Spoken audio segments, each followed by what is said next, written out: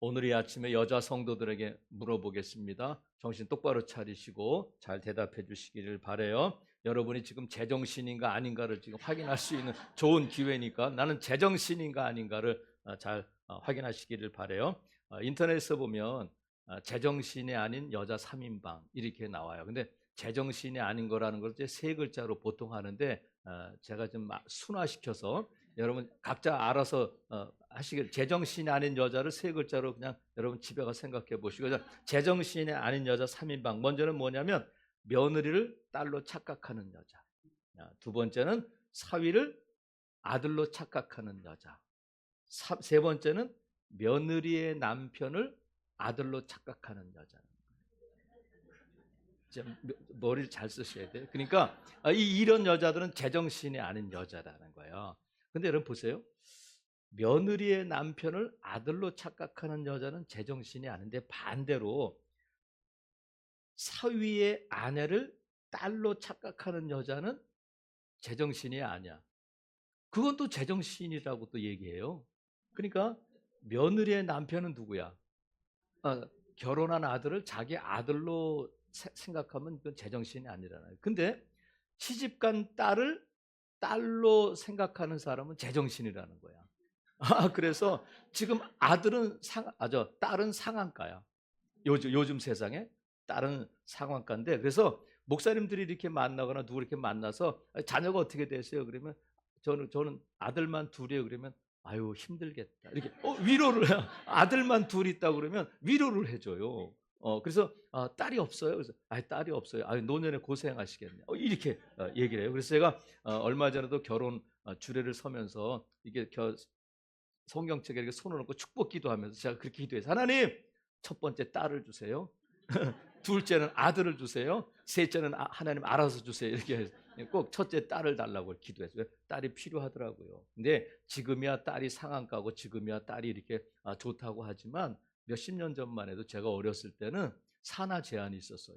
왜 산하 제한을 하냐면 남아 선호 사상이 있어가지고 아들이 있어야 된다는 거야. 그래서 아들 낳을 때까지 애를 낳으니까 구호가 뭐냐면 잘 키운 딸 하나 열 아들 안 부럽다 하면서 딸도 괜찮다고 하는데 안 믿었어요. 다 아들을 낳기를 원했단 말이죠. 근데 더 거슬러 올라가면 조선시대에는 칠거지약이라고 해서 아들을 못 낳으면 그냥 내쫓는 그런 나쁜 법도 있었단 말이죠. 근데 우리가 이 우리나라보다도 더 이 남아선호 사상이 강한 나라가 있는데, 우리가 비교돼도 없을 정도로 강한 나라가 있는데, 그 나라가 어디냐면 이스라엘이에요.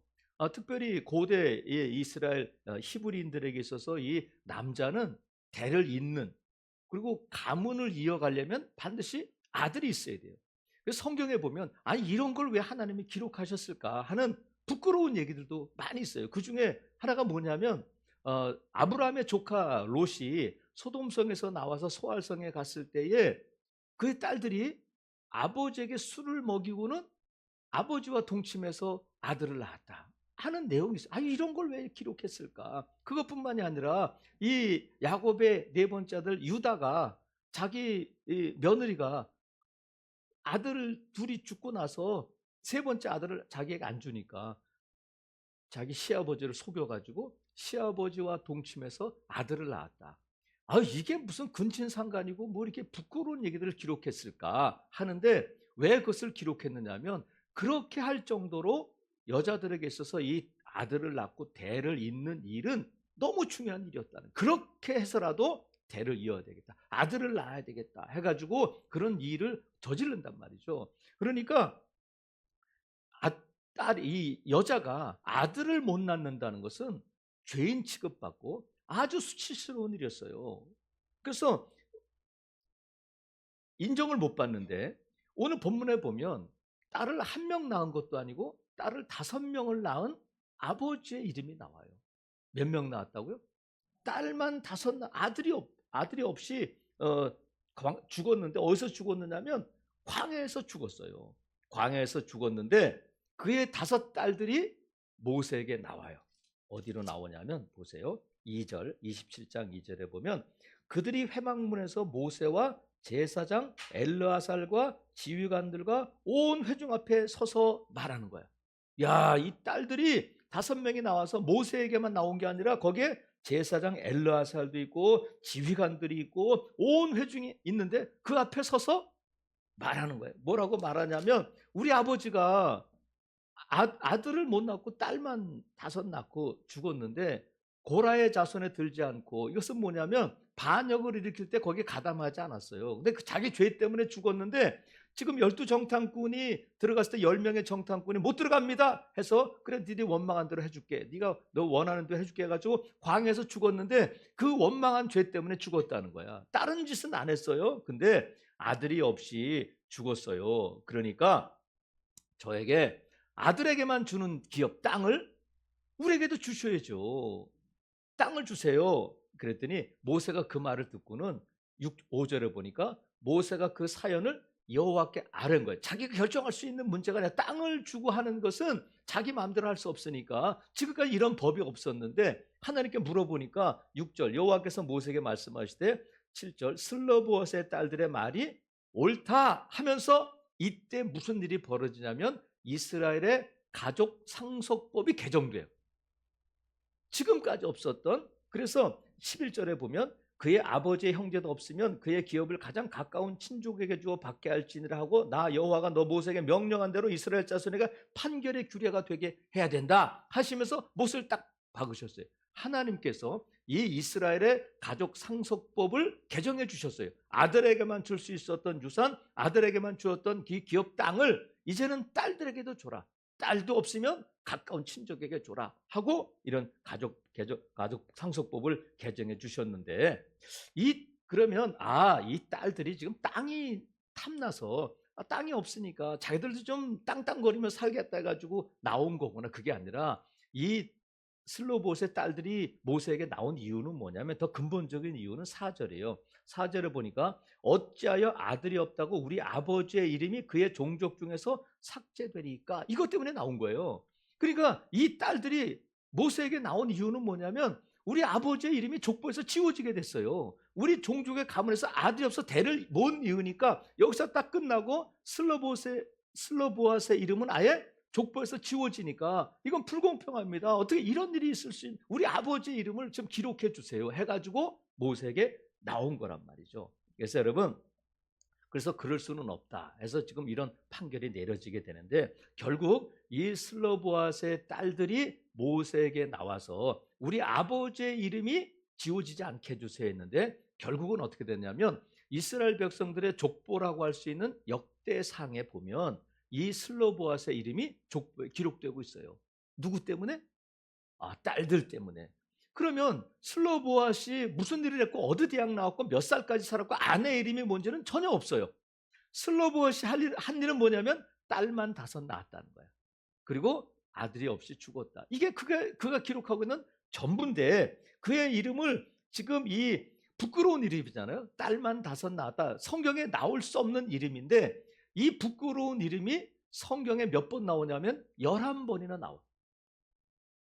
여러분은 한 번도 안 나오잖아. 11번이나 나오는 이 부끄러운 이름이 자랑스러운 이름이 된 거예요. 누구 때문에?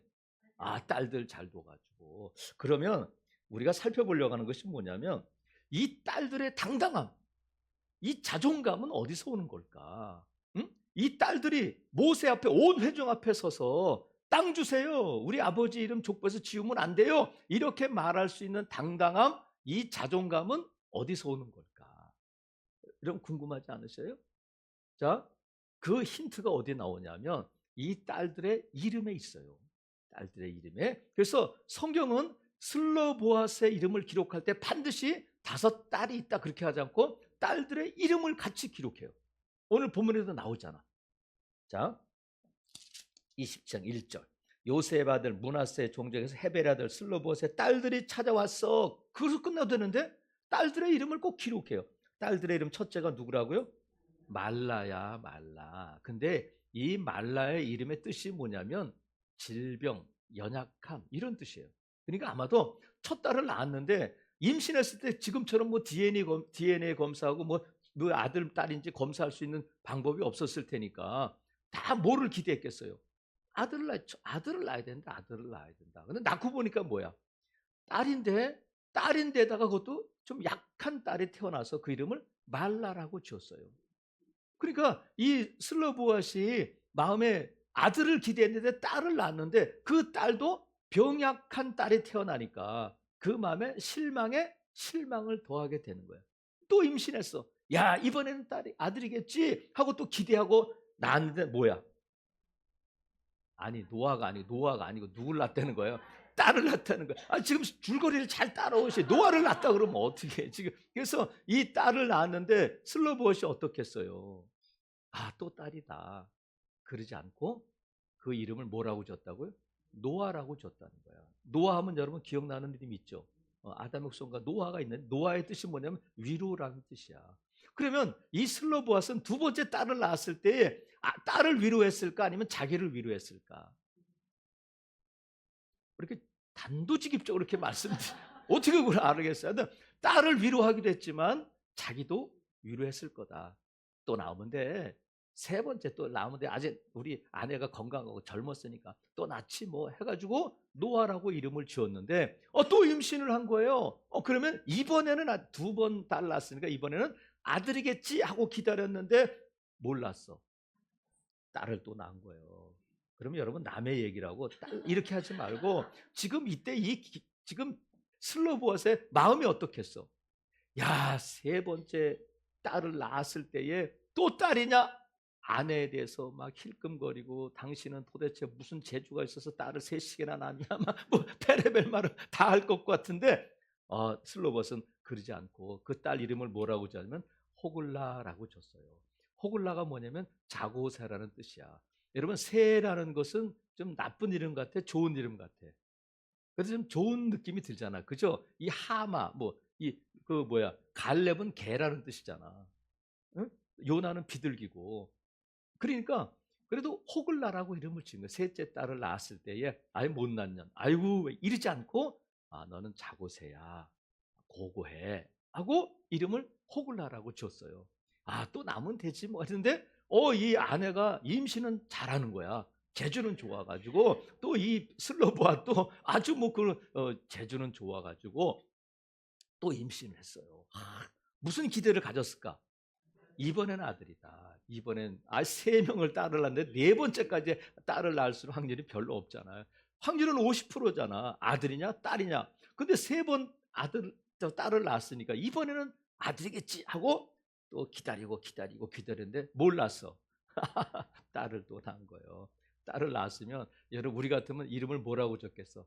끝순이, 말자 이렇게 해야 돼. 아니면 남자 이름을 줘주고.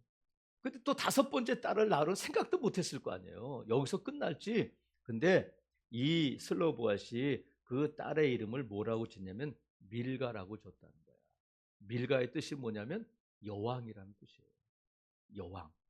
야, 그러니까 우리가 밀가 이렇게 부르지만 우리말로 하면 뭐야? 여왕님 이런 뜻이야. 자기 딸에게 너는 여왕이야.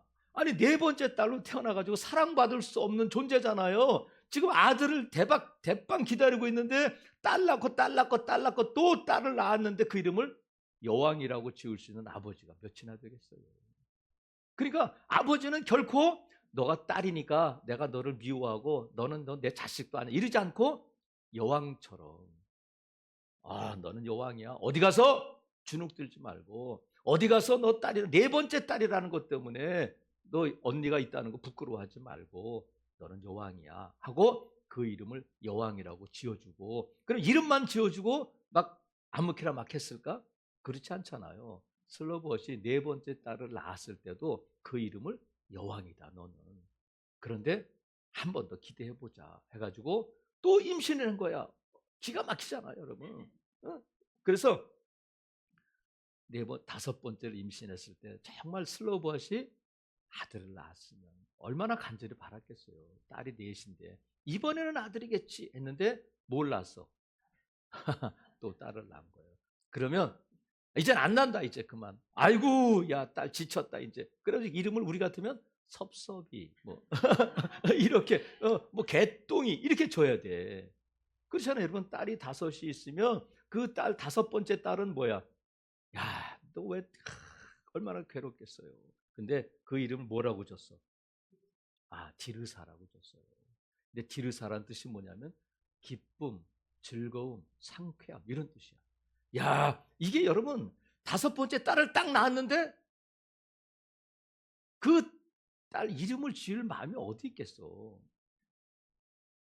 제가 필리핀에 이제 집회하러 갔을 때 그 이제 치유 집회였는데 그 권사님이 그러시더라고. 자기네 딸이 둘 있대. 딸이 둘 있는데 남편하고 이제 사이가 안 좋아가지고 첫 번째 딸로 자기가 태어난 거예요. 근데 두 번째 동생을 임신했는데 산부인과 가서 알아보니까 딸이래. 그러니까 이 엄마가 낳고 싶은 마음이 없었어. 아들이면 좋을 텐데.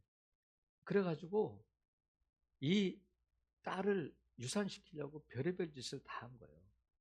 근데 결국 태어난 거야. 뭘로 태어났어? 딸로 태어났어요. 그래가지고 이 엄마가 자기를 임신했을 때 무슨 일이 있었는지를 듣고는 그 동생이 기절했다는 거예요. 근데 이 슬로보앗은 5번째 딸을 낳았을 때 그 딸로 인해서 실망하지 않고 그 이름을 뭐라고 했다고요? 디르사, 넌 우리의 기쁨이야. 이렇게 지었다는 거야. 그러면 여러분 보세요. 내가 5번째 딸로 태어났다. 내가 4번째 딸이야. 아유, 내가 왜 태어나고 사랑받을 수가 없어. 그러지 않고 이 아버지 슬로보앗이 딸의 이름을 밀가, 또 너는 여왕이야, 너는 우리의 기쁨이야 하고 이름을 지어주면서 너 주눅들면 안 돼. 너는 우리의 기쁨이야. 너는 우리의 즐거움이야. 너는 어디 가나 너는 기쁨이 될 수 있어. 이렇게 말할 때에 그 딸들이 딸로서 사는 것이 아니라 그 슬로보앗의 딸로서 당당하게 살 수 있었다는 거야. 그러니까 이 슬로보앗의 5명의 딸들이 이렇게 모세 앞에 온 회중 앞에 서서 자기 의견을 말할 당당함과 이 담대함은 어디서 오는 거냐면 아버지의 사랑으로부터 오는 거다. 아버지의 사랑을 받고 자란 이 딸들이 이렇게 모세 앞에 나와서 자기의 요구를 말하고 자기의 의견을 말할 수 있는 당당함을 가진 딸로 자라게 된 거예요. 저는 제가 이렇게 말씀드리면 상처받는 분들이 있을 거예요. 왜 그러냐면 맞아, 나는 아버지에게 사랑받지 못했어. 나는 왜 태어났나 그랬어. 나는 한 번도 아버지에게 넌 나의 기쁨이야, 넌 나의 여왕이야 이렇게 말한 걸 들어본 적이 없어. 그래서 가슴에 막 슬픔이 몰려오고 막 여러분 얼굴 보니까 그래 막 가슴에 지금 난 사랑받는 적이 없어 이러시는 분들이 있을지 모르겠어요. 근데 여러분 제가 왜 이 말씀을 드리냐면 슬로보앗은 딸들을 낳고 죽었잖아. 그죠? 슬로보앗의 딸들의 아버지는 죽었는데 저와 여러분은 시편에 다윗이 뭐라고 기록하고 있느냐면 내 부모는 나를 버렸으나 여호와는 나를 영접하리이다. 내 부모는 나를 버렸으나 여호와는 나를 어떻게 한다고요? 영접한다, 거두어 드린다, 맞아 드린다 이런 뜻이에요. 여러분, 여러분의 부모가 여러분을 버렸어요? 그럼 다윗의 부모가 버렸나? 아니에요. 부모는 누구나 다 세상을 떠나. 그죠? 그런 뜻이야. 하지만 하나님은 영원하셔. 그래서 저와 여러분이 우리 아버지한테 사랑받지 못했어. 나는 이름이 여왕도 아니고 나를 사랑한다는 말을 들어본 적이 없어. 그런데 여러분 고린도후서 5장 17절에 무슨 말씀이냐면 그런즉 누구든지 그리스도 안에 있으면 새로운 피조물이라 이전 것은 지나갔으니 보라 새 것이 되었도다. 저와 여러분은 하나님의 자녀가 되어서 내 육신의 아버지는 나를 떠나지만 내 아버지가 되시는 하나님이 영원토록 나를 떠나지 않고 버리지 않으신다는 거야. 믿으시면 아멘. 그래서 저와 여러분은 내 육신의 아버지의 자녀로 살지만 우리가 예수 그리스도를 믿는 순간 하나님의 자녀가 되고 우리의 호적이 바뀌는 줄로 믿습니다. 그래서 하나님께서 우리에게 뭐라고 말씀하시냐면 강하고 담대하라. 두려워하지 말며 놀라지 말라. 내가 어디로 가든지 내 하나님 여호와가 너와 함께 하느니라 말씀하셨어요. 하나님께서 강하고 담대하라, 놀라지 말고 두려워하지 말라 말씀하시는 거예요. 너 세상에 주눅 들지 마. 내가 너의 아버지야. 내가 너를 사랑해. 내가 어디로 가든지 내가 너와 함께 할 거야 말씀하시고, 이사야 41장 10절에 보면 두려워하지 말라. 내가 너와 함께 함이라. 놀라지 말라. 나는 네 하나님이 됨이라. 내가 너를 굳세게 하리라. 참으로 너를 도와주리라. 참으로 나의 의로운 오른손으로 너를 붙들리라. 아멘 말씀하셨어요. 그래서 하나님께서 저와 여러분을 참으로 의로운 오른손으로 붙들어 주겠다고 말씀하시고 항상 함께 있다고 약속하셨단 말이죠. 그러니까 여러분, 하나님의 자녀된 저와 여러분은 어깨를 펴고 세상 앞에 당당할 수 있기를 바랍니다. 육신의 아버지 슬로보옷의 딸들이 모세 앞에 나가서 주눅들지 않고 당당하게 자기 의견을 말했다면 저와 여러분도 세상 앞에서 주눅들면 안 돼요. 무엇보다도 우리가 당당하게 살아야 하는데, 특별히 우리를 주눅들게 하는 것이 두 가지가 있어요. 그것이 뭐냐면 죄와 재정이에요. 돈이 우리를 주눅들게 하잖아요. 죄가. 하지만 여러분, 우리가 믿어야 할 것이 뭐냐면 예수님께서 십자가에 달려 돌아가심으로 저와 여러분의 죄를 해결해 주셨음을 믿으시고요. 또 우리가 예수님의 십자가를 통해서 우리가 하나님 앞에 죄를 지었어도 회개하면 하나님이 용서해 주실 것이라는 사죄의 은총을 믿으셔야 돼. 그래서 악한 것들은 자꾸 우리를, 죄를 드러나게 해. 죄와 죄책감을 가져와요. 죄를 짓게 하고 죄의 흔적을 남게 해서 죄책감에 시달리게 한단 말이죠. 하지만 여러분, 저와 여러분의 죄가 예수님의 십자가에서 다 정결하게 씻김받았음을, 보혈로 씻김받았음을 믿으시기를 바라고요. 우리의 앞으로 짓는 죄도 예수님의 십자가의 보혈로 정결하게 씻김받을 수 있음을 믿으시기를 바랍니다. 악한 것들은 자꾸 이 죄를 들춰내려고 하지만 하나님께서는 덮어주셔요. 뭘로 덮어주셔? 보혈로 덮어주시는 거예요. 여러분, 덮어주면 괜찮아. 박효진 장로라고 교도소 소장을 하다가 지금은 이제 그 간증 집회를 많이 가셔요. 근데 그분이 간증하는 걸 제가 들었는데 그런 간증을 하시더라고요. 한번 어느 집회에 갔는데 여자 집사가 갑자기 일어나가지고 사람들을 향해서 막 소리를 지르더라는 거야. 근데 이 강사가 지금 여기 서 있는데 집사가 일어나가지고 막 소리를 지르는데 그 소리 지르는 내용이 뭐냐면, 너 어제 뭐 했지? 너 무슨 죄 졌지? 이런다는 거야. 그래서 거기 장로님이, 집사님 앉으세요 그랬더니, 네가 장로야? 네가 그렇게 하고도 장로하면서 막 그 죄를 들춰내더라는 거야. 그 여자 전도사가 와가지고, 그 교회가 여자 전도사가 막 많은 교회인가 봐요. 여자 전도사님 와서 집사님 나갑시다. 네가 전도사야? 하면서 또 그 여자 전도사가 지은 죄를 막 얘기하니까 사람들이 건들지를 못하는 거예요. 건드렸다가 괜히 자기 부끄러운 게 나올까 봐. 그래서 사람들이, 그 온 사람들이 누구를 쳐다보냐면 강사만 쳐다보는 거야. 어떻게 해주기를. 근데 이 장로님도 내가 혹시 내려갔다가 잘못해가지고 이거 나면 어떻게 하나 해가지고 이거 어디서 하면 좋을까 했는데, 그래도 다 자기만 쳐다보고 여자는 계속 소리치니 그럼 집회가 안 되잖아요. 그래가지고 이 장로님이 마이크를 이렇게 들고 있다가 내려갔대. 그랬더니 아니나 다를까 장로에 대해서 한마디 하려고 막 그러는데 장로님이 그랬대. 잠잠해! 이렇게. 응? 예수님이 십자가의 보혈로 나의 죄를 덮으셨는데 네가 뭔데 들춰내는 거야? 이게 소리쳤다는 거야. 그랬더니 깨갱하고 잠잠해지더라는 거야.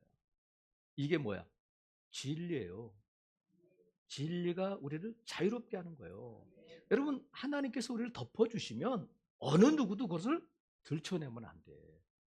그러니까 여러분, 죄에 대해서 여러분 너무 주눅들지 않기를 바라요. 그리고 재정에 대해서도 우리가 세상에 대해서 제일 머리 숙이는 게 뭐야? 돈 때문에 그러잖아. 근데 하나님 말씀하셨어요. 야, 나는 반드시 너에게 복을 주셔 가난하게 만들지 않을 거야. 내가 너를 구워줄지언정 꾸는 자가 되게 하지는 않을 거야. 이게 하나님의 약속이에요. 근데 여러분 보세요. 여러분, 죄에 대해서, 재정에 대해서 주눅들거나 세상에 머리 조아리지 않기를 바랍니다. 그래서 예수님 말씀하셔요. 너희가 돈과 하나님을 겸하여 섬길 수 없다. 섬기는 거예요. 절하는 거잖아.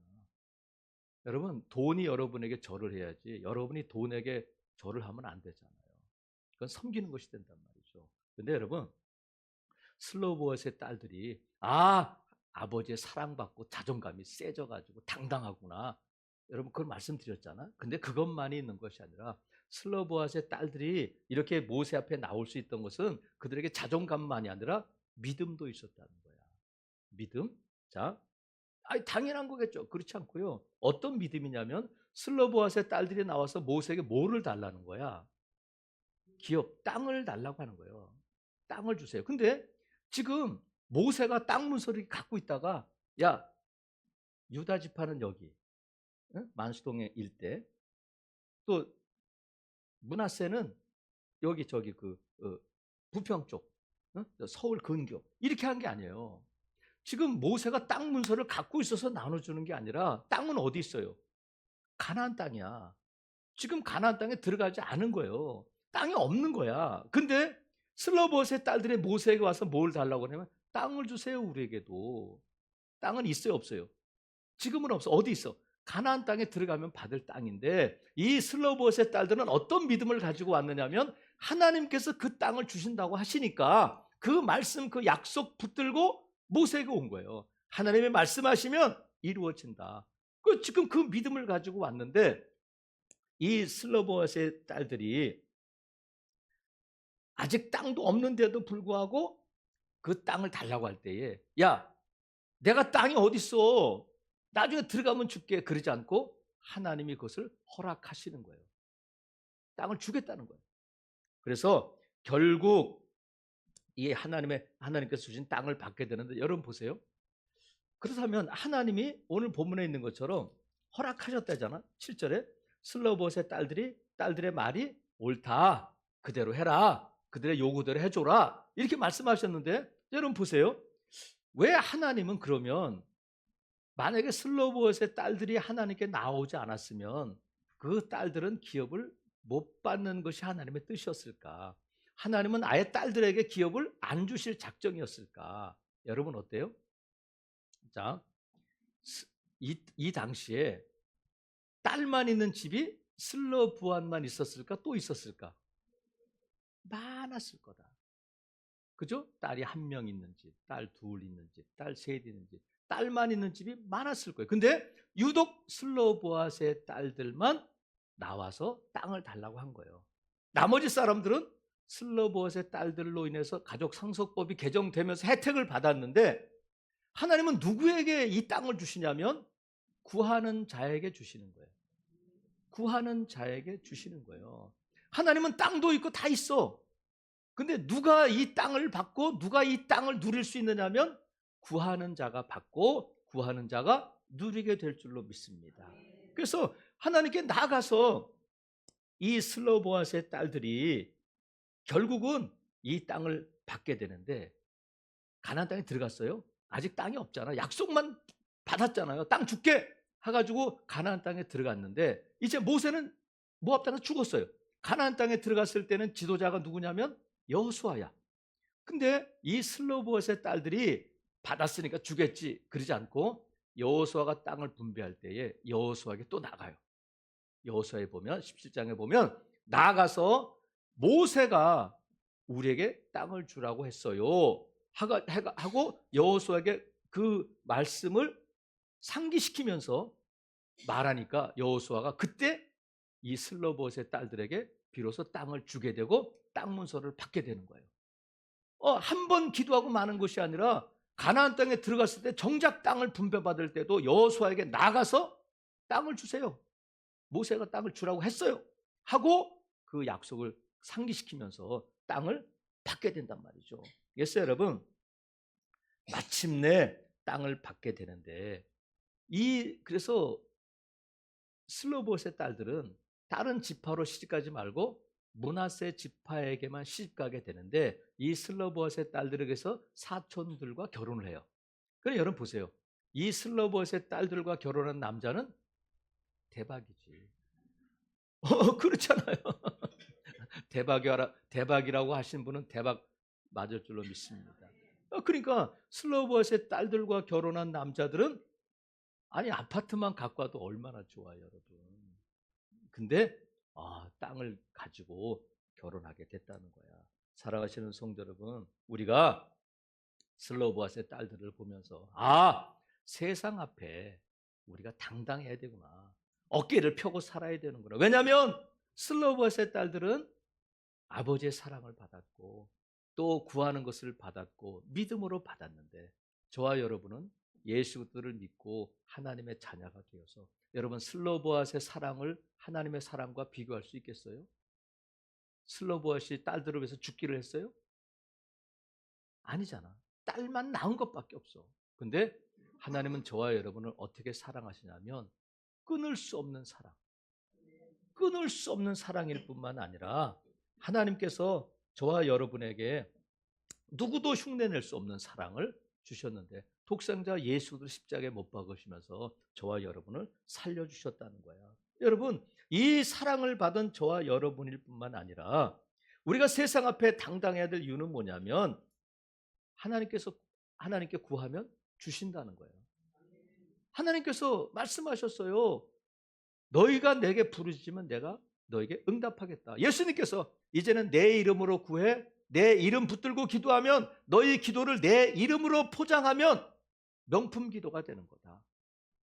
하나님께서 저와 여러분을 보고 하는 것이 아니라 예수 그때 이름 보고 응답해 주신다는 거예요. 그런데 예수님께서 그걸 약속하셨어요. 이제는 너희가 내 이름으로 구하면 내가 모든 것들을 시행하게 할 것이다. 너희가 받을 것인데 너희 기쁨이 충만할 것이다 말씀하셨단 말이죠. 사랑하시는 성도 여러분, 슬로보아스는 죽었지만 하나님은 오늘도 살아계시고 지금도 살아계시고 저와 여러분을 사랑하시고 지금도 저와 여러분의 기도를 기다리는 하나님이신 줄로 믿습니다.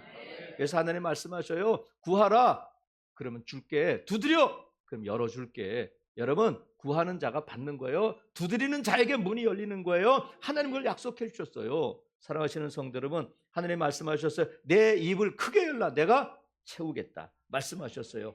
여러분, 시편 118편 6절에 보면 여호와는 내 편이시라.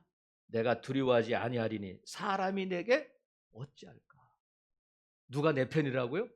여호와 하나님이 내 편이고 내 아버지시고 하나님이 전능하신 하나님이 지금 나와 함께 하시고 나를 사랑하시는 그분이 내 아버지이심을 믿으시고 여러분 사람이 내게 어찌할까? 돈이 내게 어찌할까? 사탄이 내게 어찌할까? 이런 담대함으로 세상에 여러분 어깨 펴고 사는 여러분 될 수 있기를 바랍니다. 사람 눈치 보지 말고 세상 눈치 보지 말고 사탄 눈치 보지 말고 하나님의 눈치만 살피면 하나님께서 다 책임져 주실 줄로 믿습니다. 여러분 세상에 주눅 들지 마시고 어깨 펴고 사는 내가 딸이야. 내가 5번째 딸이야. 나는 지금 약해. 나는 배운 게 없어. 우리 집안은 별 볼 일 없어. 여러분 그거 하나님 신경 쓰지 않아요.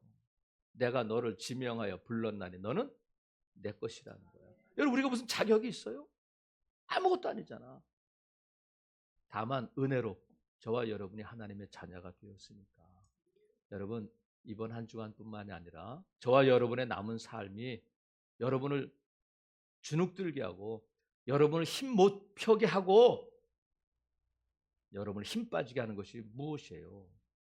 하나님을 믿으시고 하나님을 의지하시고 하나님께 기도하시고 하나님이 주시는 것을 받고 누리는 그 세상 앞에 당당한 복된 성도들 되시기를 주님의 이름으로 축복합니다. 아멘.